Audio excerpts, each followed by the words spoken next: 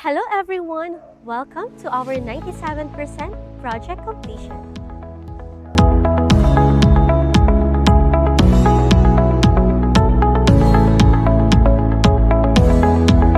And here's our main door. Sa right side natin, meron tayo dito magiging mini garden. And to our left side, meron tayong 2-car park garage. Alright, let's go!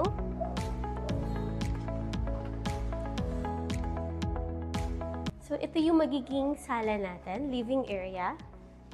No? So, as of the moment, almost finished naman na siya. Retouch na lang. And, ito na lang, yung sa TV wall, magkakaroon tayo ng cabinets and, of course, yung TV wall accent.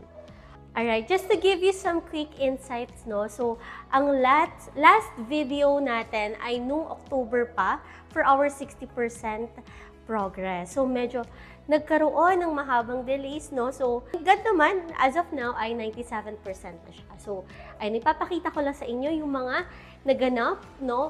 Para may update tayo before yung ating pinaka-final finish. Alright? So, dito sa ating living area, no?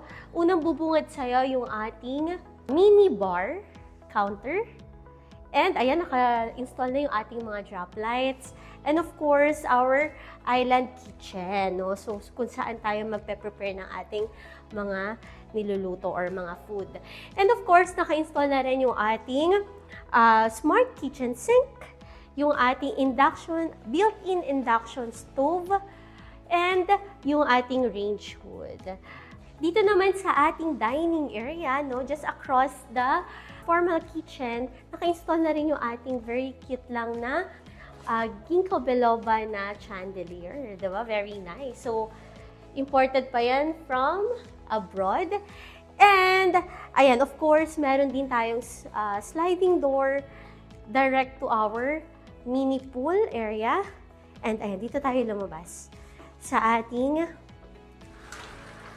mini lanay. Of course, may mini lanay tayo dito. Pwede tayo maglagay dito ng ilang mga coffee table and seats, chairs, ganyan.